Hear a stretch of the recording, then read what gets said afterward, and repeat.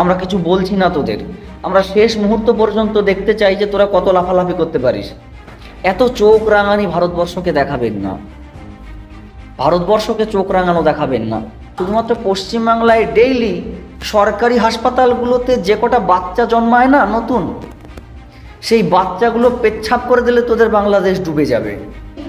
পাকিস্তান থেকে হাতিয়ার আসছে জাহাজ বোঝাই করে, পারমাণবিক বোমাও তোরা জাহাজে করে পাকিস্তান থেকে কিনে নিয়ে আসতে পারিস, যাতে ভারতবর্ষকে ধ্বংস করা যায়। ভারতবর্ষের ছোট বাচ্চাগুলোকে বর্ডারের লাইনে দাঁড় করিয়ে দিয়ে বলবো 1 2 3 দে দে পাদ, তাতেই তোদের বাংলাদেশ উড়ে যাবে, লন্ডভন্ড হয়ে যাবে, কোনো ম্যাপে স্যাটেলাইটে কোনো খোঁজ পাওয়া যাবে না তোদের। আবার বড় বড় কথা আসে, তারা যদি প্রত্যেকে পাদ দেয় তোদের বাংলাদেশের কোনো বাংলাদেশের এইটুকু একটা টুকরো পাওয়া যাবে না, এইটুকু একটা টুকরো বাংলাদেশের পাওয়া যাবে না।